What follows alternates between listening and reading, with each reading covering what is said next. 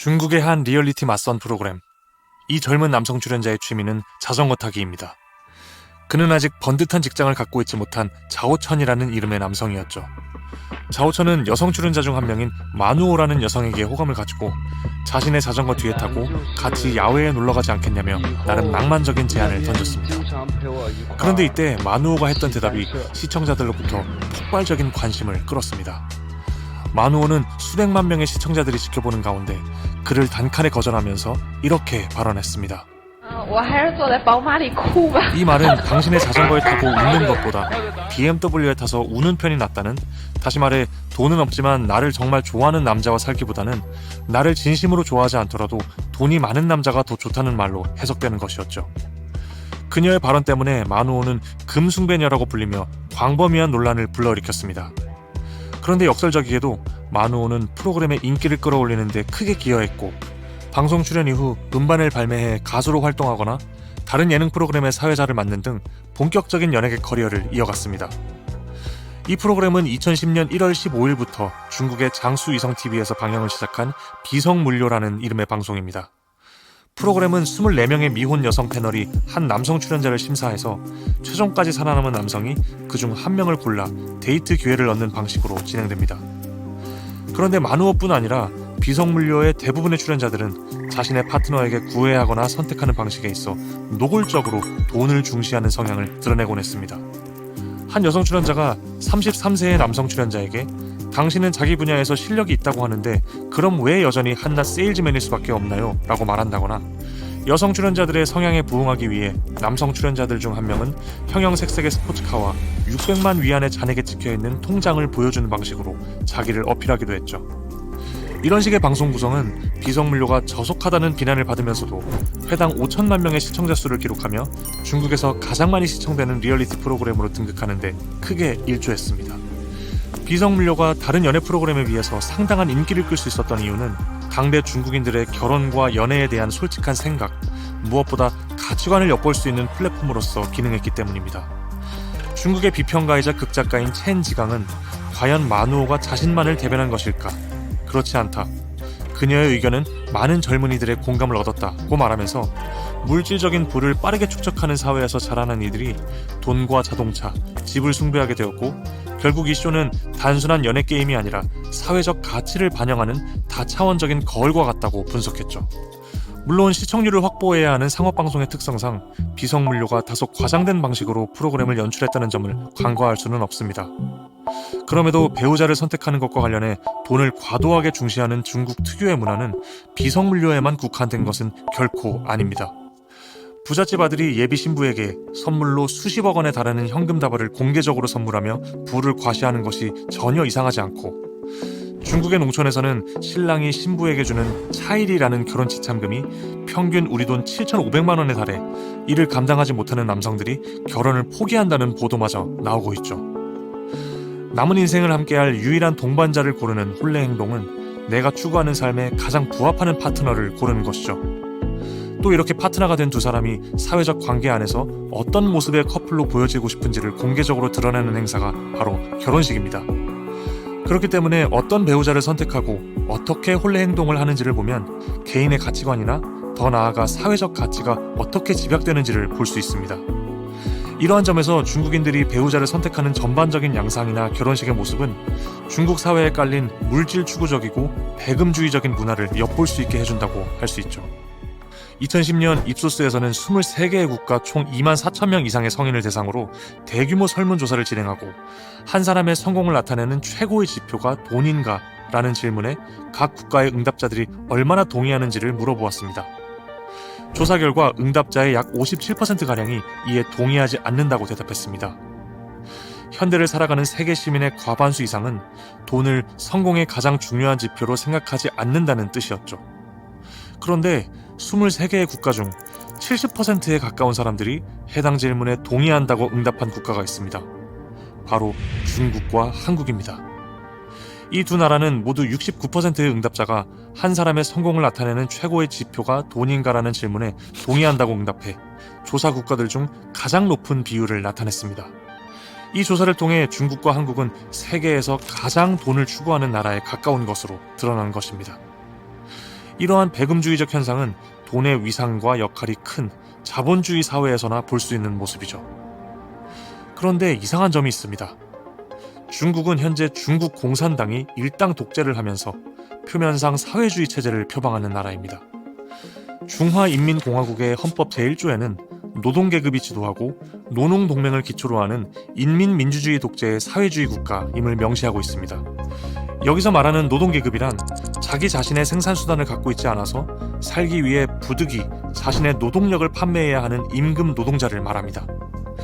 프롤레타리아라고도 불리는 이들은 쉽게 말하면 자본가들에 의해 착취당할 수 있는 가난하고 힘없는 국민들이라고도 할 수 있는데, 중국은 헌법에서 이러한 노동자 계급을 국가의 최우선으로 내세우고 있는 것이죠. 또 중국의 유일한 집권 정당의 이름은 중국 공산당으로 이름에서 내세우고 있는 공산주의의 이념이란 생산수단을 대중이 소유하고 통제해서 궁극적으로 계급이 없는 평등한 사회를 추구하는 체제를 말합니다. 그렇다면 오늘날 중국에서 나타나는 극도의 물질 만능주의적인 현상은 어떻게 바라봐야 할까요? 이론상 평등을 추구한다는 경제체제를 내거는 국가에서 왜 남들보다 더 많이 갖는 것으로 자신의 가치를 매기는 문화가 만연해진 것일까요? 안녕하세요, 윤수용입니다. 오늘의 컨텐츠는 7월 30일에 발매될 저의 첫 책 시선 너머의 지식에 포함된 내용입니다. 그동안 용두삼이 채널에서 다뤄왔던 여러가지 주제들을 엄선한 뒤에 보다 심도 있는 리서치를 해서 책을 출간하게 되었습니다. 그동안 많은 구독자분들께서 저의 영상을 보시고 정말 한국과 비슷하다, 정말 남일 같지가 않다, 이런 반응들을 많이 보내주셨습니다. 저도 여러 선진국들의 사례들을 리서치하고 공부하면서 정말 이것이 남일 같지 않고 한국과 비슷한 부분들이 많다라는 생각들을 많이 했었습니다. 우리가 우리 스스로를 돌아보기 위해서는 거울이 필요한 것처럼 우리의 공동체를 돌아보기 위해서도, 우리가 살아가고 있는 이 사회를 돌아보기 위해서도 타자라는 거울이 꼭 필요하다라는 그런 생각을 합니다. 이번 책에서 저는 9개의 국가들을 다루면서 그동안 우리가 선진국들에 대해 갖고 있었던 기존의 통념을 비틀어보는 시도를 했습니다. 그런데 재밌는 점은 그러한 현재 사회 문제들의 기원을 따라 올라가다 보면 한 가지 공통점을 발견하게 됩니다. 그건 바로 과거의 저마다 어떤 위기 상황 속에서 생존하고 스스로를 방어하기 위한 선택들이 있었다는 사실입니다. 이렇게 선진국이라는 환상을 걷어내고 그들 역시 결함과 약함을 가진 국가들이라는 것을 발견하게 되면 동등한 입장에서 거울을 제대로 마주할 수 있게 된다고 생각합니다. 지난 2년 가까이 책을 쓰느라 업로드도 많이 뜸했습니다. 그만큼 제가 많은 노력과 심혈을 기울였다는 뜻인데요. 이 영상을 보고 계시는 많은 구독자분들께서 많은 관심 가져주시면 정말 감사하겠습니다. 구매할 수 있는 링크는 설명란과 댓글에서 확인하실 수 있습니다. 그러면 중국의 이야기로 다시 돌아가 보겠습니다. 위키피디아에서 사회주의를 검색하면 생산수단을 공동으로 운영하는 협동경제와 모든 사람이 노동을 대가로 평등하게 분배받는 사회를 지향하는 다양한 사상을 통틀어 일컫는 말이라고 나옵니다. 이 정의에서 가장 눈여겨봐야 할 단어는 바로 생산수단입니다.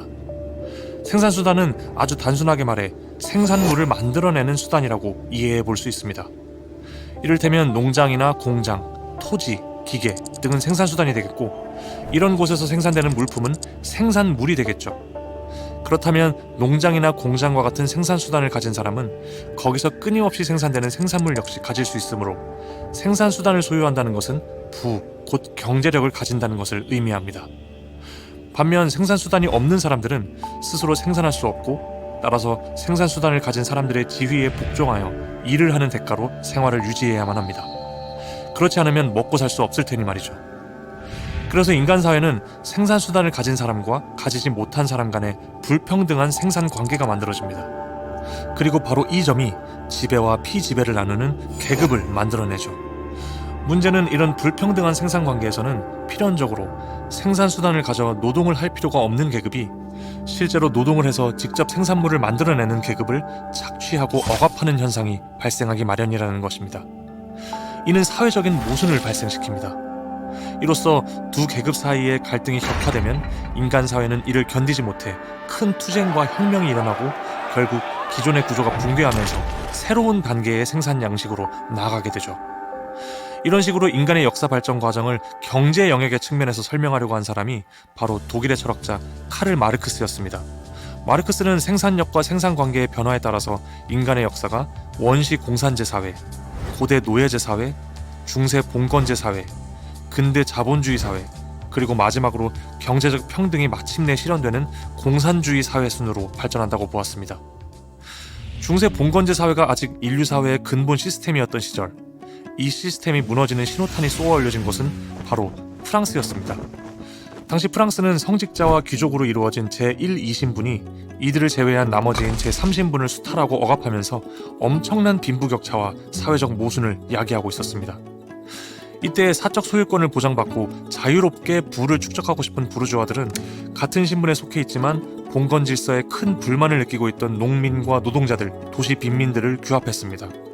그리고 기존의 봉건적 체제를 전복시킬 혁명을 일으켰죠.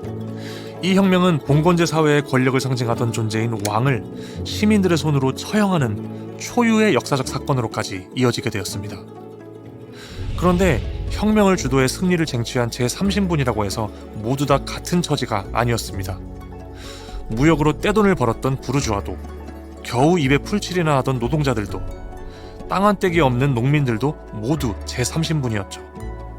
이들 중 새로운 체제의 주인은 부르주아가 되었지만 나머지는 여전히 아무것도 아닌 신세로 남게 되었습니다. 또다시 새로운 계급 구조가 나타나게 된 것입니다. 봉건제 사회 시스템에서의 생산수단은 토지였지만 자본주의 사회가 되면서 이것이 공장과 자본으로 대체되고 자연스레 권력은 이것들을 소유한 부르주아에게 이동했습니다. 반면 생산수단이 없어 임금을 받고 노동력을 제공하는 노동자들은 피지배 계급이 되었죠. 공장에서 직접 생산물을 만들어내는 노동자들은 피땀 흘려 고된 노동을 했습니다. 그런데 이들의 노동 환경과 빈곤은 전혀 나아지지 않는 한편 정작 자본가들은 노동을 하지 않는데도 부가 비교할 수 없을 만큼 늘어났습니다. 빈부격차와 경제적 불평등이 만연해지기 시작했습니다.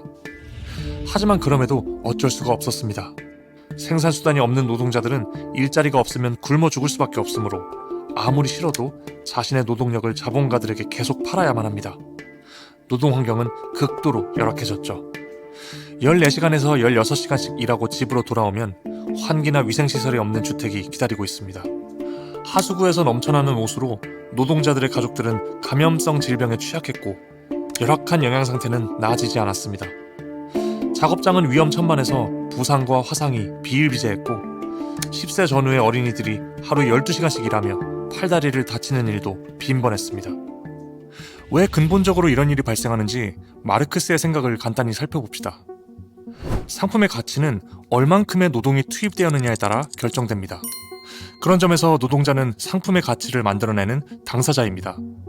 하지만 자본가는 노동자가 생산한 가치 전체를 다 임금으로 주지 않고 자신이 적절하다고 생각하는 금액만 떼어 임금을 준 뒤 나머지는 자신이 가져갑니다. 마르크스는 이것을 잉여 가치의 명목으로 자본가가 착취하는 부분이라고 생각했습니다. 문제는 인건비를 최대한 낮추고자 하는 자본가가 잉여 가치로서 이윤을 축적하는 폭이 노동자에게 임금으로 돌아가는 몫에 비해 비교할 수 없을 만큼 높아진다는 데 있습니다. 여기에 기술의 발전으로 대량 생산까지 가능해지면 노동자들의 최저 생계비가 낮아져 자본가는 노동자들에게 높은 임금을 지급할 필요가 없어지고 잉여 가치는 극도로 높아지겠죠. 한편 자신의 노동력을 자본가에게 판 노동자들은 잉여 가치를 더욱 추구하는 자본가들의 지휘에 복종하여 필요 이상으로 초과 근무를 하게 됩니다. 노동자들은 가족과 보내는 시간이 줄어들고 빈곤은 나아지지 않으며 건강이 악화됩니다. 봉건제 사회가 무너지고 나타난 자본주의 사회에서는 표면적으로 모두가 인격적인 자유를 누린다고 했지만 노동자들이 사실상 임금 노예나 다름없게 되었다는 점에서 그 이전의 노예제 사회나 봉건제 사회와 본질적으로 다르지 않았습니다. 그렇기 때문에 마르크스는 이러한 자본주의의 착취 구조가 지속되면 계급 간의 모순이 극대화되어 결국 사회 변혁으로 이어질 것이라고 예상했습니다. 그리고 그 결과 프롤레타리아가 모든 계급 간의 갈등을 청산할 마지막 계급이 될 것이라고 생각했죠. 마르크스의 예언처럼 프롤레타리아가 혁명을 통해 계급 투쟁에서 승리한다면 이들이 먼저 하게 될 일은 무엇일까요? 인간의 역사 속에서 늘 갈등의 중심에 있어온 생산수단의 소유 주체를 일하지 않는 자본가에서 노동을 통해 상품의 가치를 실제로 만들어내는 노동자들로 옮겨올 것이고, 더 이상 생산수단을 특정 계급이 소유하지 않고 모든 노동자가 공동으로 소유하게 할 것입니다. 이후 사회가 생산력도 발전하고 문화적 수준이 높아진 때가 되면 노동자들은 지역 공동체에서 직접 민주주의를 통해 생산물을 어떻게 분배할지 결정할 것입니다. 그러면 더 이상의 계급관계와 착취와 모순은 사라지고 이상적인 사회, 진정한 공산주의 사회가 되는 것이죠. 이것이 마르크스의 생각이었습니다. 그런데 마르크스는 프롤레타리아가 정치 경제 권력을 장악해 완전한 공산주의 사회로 이행하는 과정의 구체적인 방법론을 시시콜콜하게 규정하지는 않았습니다. 그래서 마르크스의 사상이 유럽 전역에 퍼지면서 이를 해석하고 구체화하는 다양한 흐름들이 나타나기 시작했죠. 이런 가운데 마르크스의 이론을 나름대로 해석하고 변형해 실제로 자신의 국가에 역사적 혁명을 감행하는 것을 주도한 사람이 등장했습니다. 그는 바로 러시아의 레닌이었습니다. 그리고 러시아의 혁명에 깊은 영감을 받은 중국에서도 한 사람이 사회주의 혁명을 이끌었습니다. 바로 중국의 마오쩌둥이었죠. 하지만 이 둘이 마르크스의 사상을 이어받아 주창한 나름대로의 이론은 시간이 흐르면서 마르크스가 주장했던 본질과는 달리 점차 변질되기 시작했습니다. 마르크스의 이론은 대체 어느 시점에서 변질의 빌미를 주고 말았을까요? 마르크스는 1875년 고타 강령 비판이라는 문헌을 통해 가장 높은 단계의 공산주의를 설명하면서 각자의 능력에 따라 일하고 각자의 필요에 따라 분배받는 원칙 위에서 계급적 불평등이 완전히 해소된 상태로 상정했습니다. 그런데 만약 자본주의에서 이제 막 벗어났다면 생산수단 공유화를 이루어 나가는 중이라고 해도 아직까지는 자본주의적 잔재가 남아있을 수밖에 없겠죠. 그래서 그는 반드시 하나의 중간 단계인 과도기를 거칠 수밖에 없다고 생각했습니다. 후에 레닌은 이 과도기를 국가와 혁명이라는 책을 통해 사회주의라고 명명하고 공산주의와 명확히 대비해 설명했습니다. 이로써 마르크스주의적 해석에서 사회주의란 공산주의의 과도기적 단계로 불리는 것이 굳어지게 되었죠. 마르크스가 가장 최종 단계로 생각한 공산주의와 그 전 단계로 생각한 사회주의 간의 큰 차이 중 하나는 바로 국가의 존재입니다. 역사의 흐름 속에서 국가는 항상 노예 주인, 봉건 영주, 부르주아 이 모든 지배계급의 이해관계에 충실히 봉사하면서 피지배계급을 통제하고 억압하기 위해 존재해왔습니다. 이런 마르크스의 관점에 따르면 만약 공산주의 최종 단계에 이르러 자본주의적인 계급 모순이 완전히 제거되면 국가는 유지될 근거가 사라지게 됩니다. 국가가 이렇게 지배계급의 이해를 옹호하기 위한 억압의 기구라는 입장은 현대사회의 관점에서 볼 때 잘 납득이 되지는 않습니다. 오늘날은 재산의 양과 상관없이 누구나 투표를 할 수도 있고 투표로 선출된 대표자가 정권을 구성하기도 하며 국가가 복지나 노동권 보호 등 다양한 요구를 수용하면서 사회를 조율하기도 하니 말이죠. 하지만 이렇게도 한번 생각해 봅시다. 형식적으로는 민주주의가 이루어졌어도 실제로는 대기업, 금융자본, 거대 미디어 등이 정치적 결정에 막대한 영향력을 행사할 수 있고 로비, 문턱 높은 입후보 비용, 불공정한 언론의 접근 등 구조적인 비민주적 요소는 여전히 우리 사회에 존재하고 있죠. 본질적으로 자본주의 사회에서는 부가 집중된 계급이 국가 정책 방향을 결정짓는 힘을 가질 가능성이 있습니다. 계급적 불평등이 완전히 해소되지 않는 한 민주주의는 진정한 의미로 모두를 위한 정치가 아닐 수 있고, 따라서 마르크스주의적 관점에서는 현대의 민주주의 사회라고 하더라도 국가는 여전히 지배계급의 이해를 궁극적으로 옹호하고 있는 기관이라고 볼 수 있는 것이죠. 그래서 마르크스는 겉만 개혁하는 것으로는 계급 착취 구조가 본질적으로 바뀔 수 없고 최종 단계의 공산주의에 도달하기 어렵다고 생각했죠. 때문에 그는 노동자 계급이 국가 권력을 장악하는 혁명을 통해서 아직 남아있는 기존 지배계급의 저항과 반격을 무력화시킬 필요가 있다고 보았습니다. 그런 차원에서 마르크스가 말한 사회주의라는 과도기는 한 번도 권력을 잡아본 적 없던 노동자 계급이 자본주의 구조를 철폐하고 옛 지배계급의 저항을 억누르기 위해 권력을 장악하는 것을 통해 이루어지는 단계인 것입니다. 이런 과도기적 체제를 마르크스는 프롤레타리아 독재라고 불렀습니다. 그런데 잠깐, 독재라니요? 마르크스가 사용한 프롤레타리아 독재라는 용어는 오늘날 우리가 일반적으로 이해하는 포갑적인 독재 정권과는 다른 의미를 가집니다.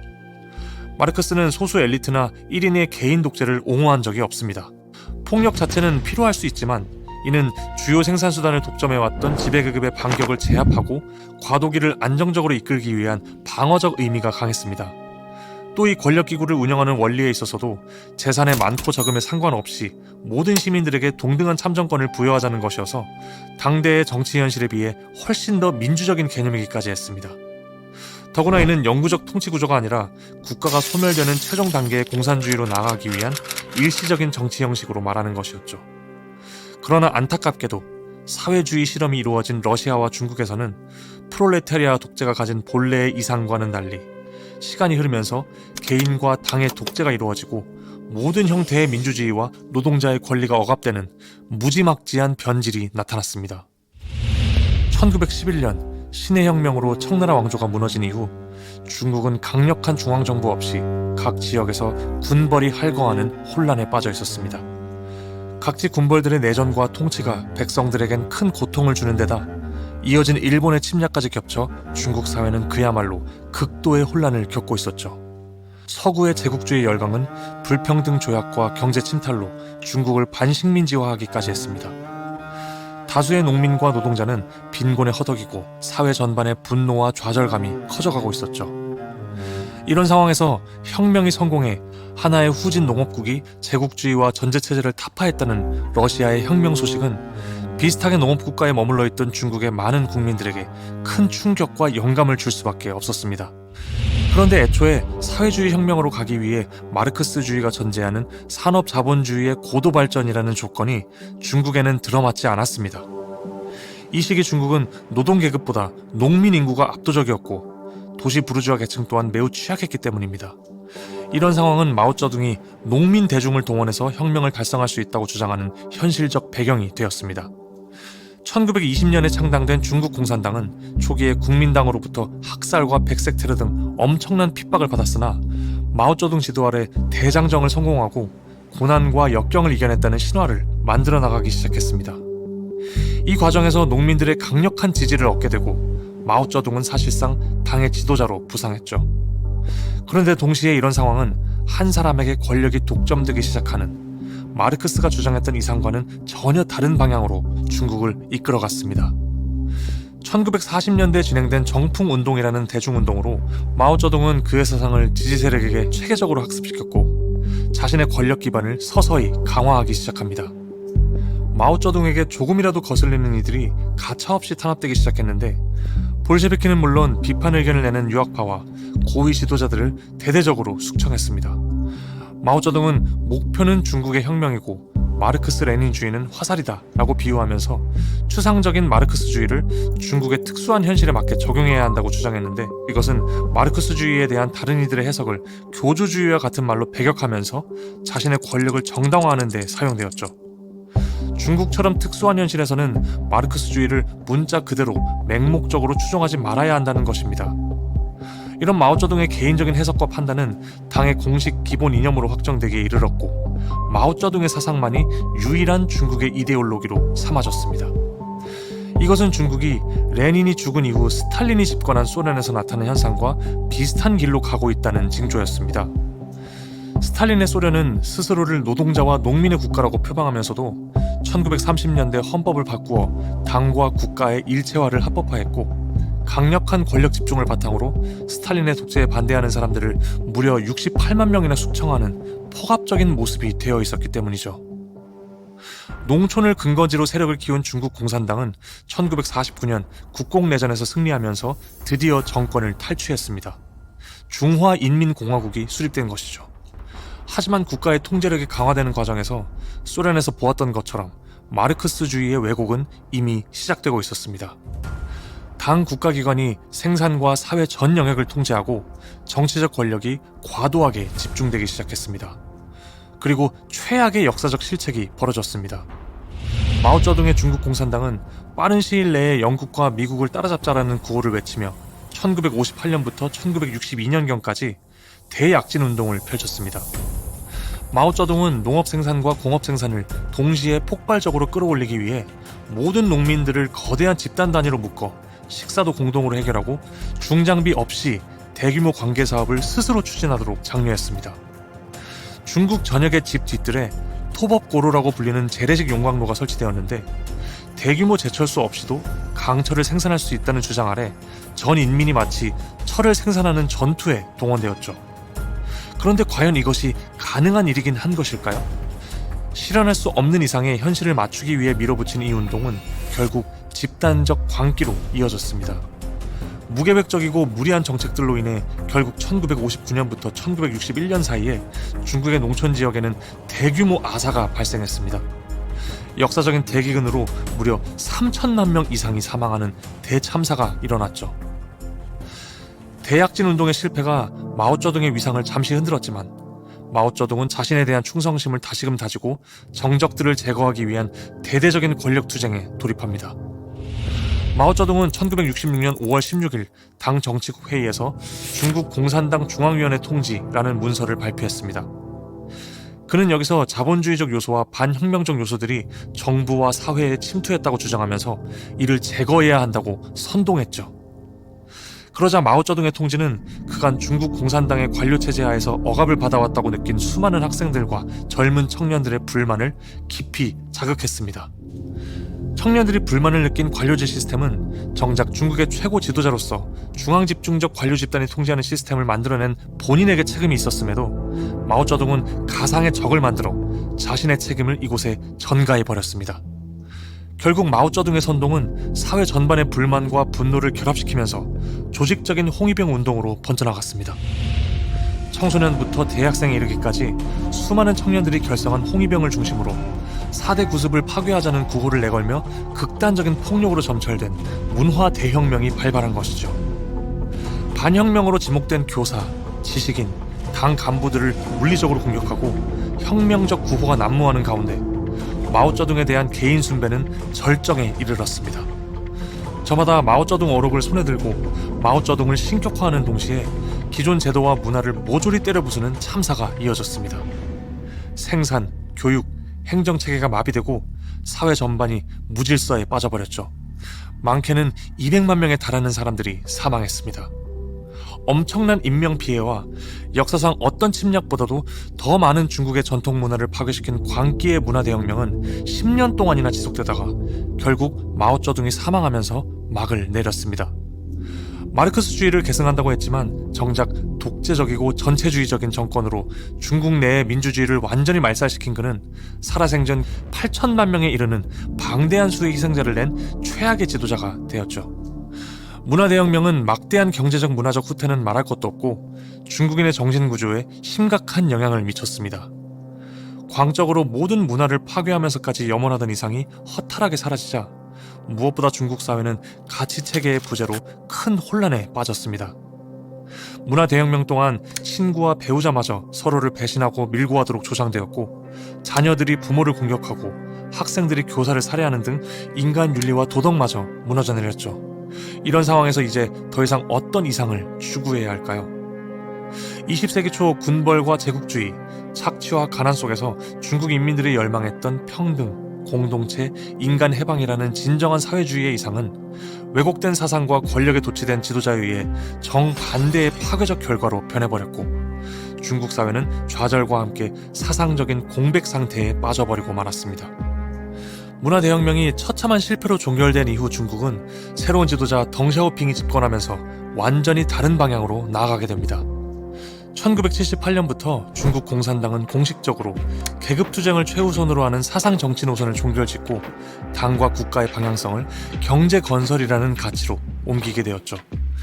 그리하여 덩샤오핑 시대의 중국은 마오쩌둥 시대에 고집했던 자력갱생보다는 국제자본과 기술을 받아들이고 시장적 원리를 도입해 경제성장을 도모하겠다는 실용주의 입장을 강조하게 되었습니다.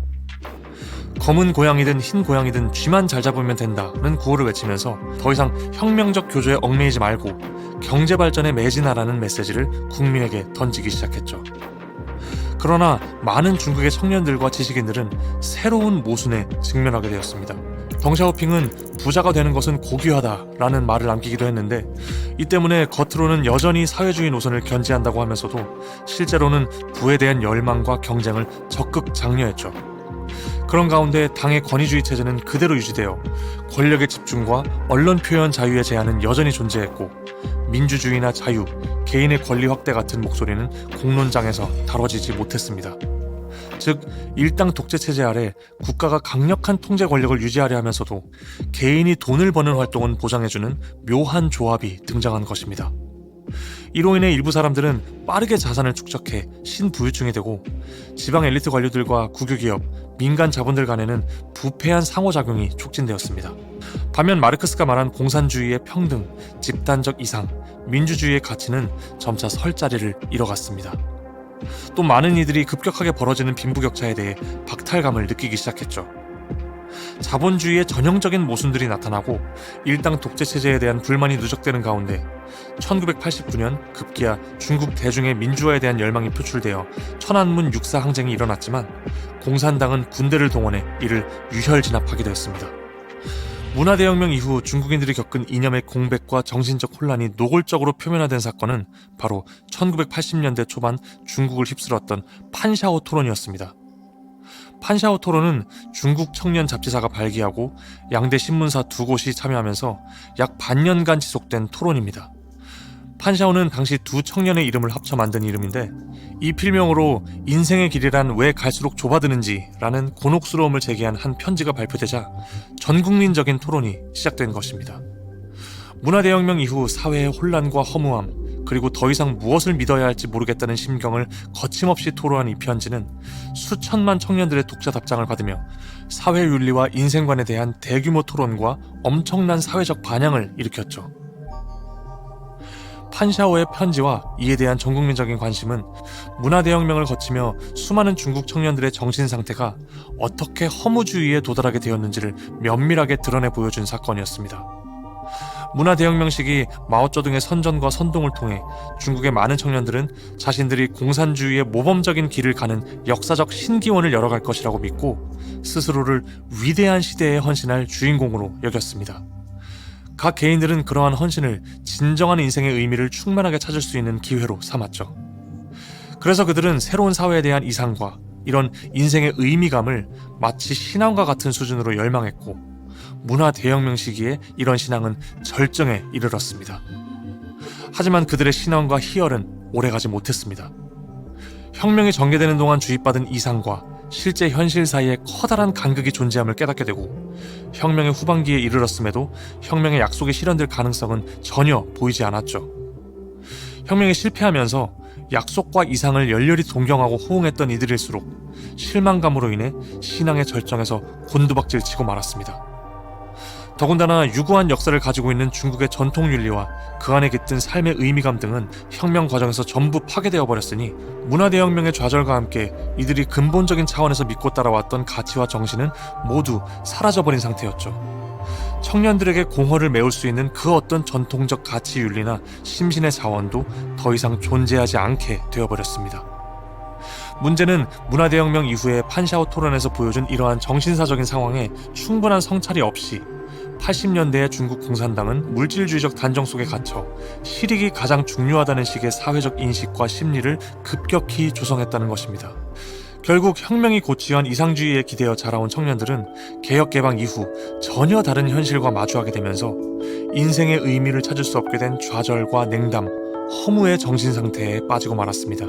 많은 이들은 되도록이면 정신적인 모순과 공백, 인생의 허무감을 직면하기보다 그런 고통을 피하거나 방치했습니다.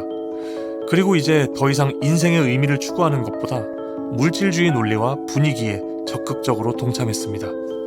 국가는 이렇게 물질적 이익에 대한 개인의 관심을 잘 조정해서 경제 발전을 가속화해야 한다는 논리를 발전시켰습니다. 극단적인 효율 지향과 이로부터 형성된 사회 경제 및 관리 제도에 대한 개혁 프로젝트는 결과적으로 많은 이들의 사상적인 공백을 그대로 남겨둔 채 곧장 중국을 물질과 실익의 가치만이 남아버린 사회로 만들고 만 것입니다. 그리고 이렇게 문화대혁명 이후 개혁개방식이 나타난 허무주의와 물질 만능주의의 그림자는 현재까지도 중국에서 계속 되풀이되는 현상으로 남게 되었죠. 급속한 사회 변화 속에서 태어난 중국의 80년대와 90년대생을 각각 바링허우, 주링허우 세대라고 부르는데 이 세대들은 물질적 경제적 성취를 그 어떤 것보다 절대시하는 세대로 알려져 있죠. 동시에 이들은 높은 부동산 가격과 치열한 경쟁 등으로 생존과 미래 설계 자체에 불안을 느끼는 세대이기도 합니다. 이런 무리한 경쟁과 고강도 근무에 피로를 느끼는 일부 중국 청년들은 적게 벌고 적게 쓴다는 이른바 탕핑족이 되기도 합니다.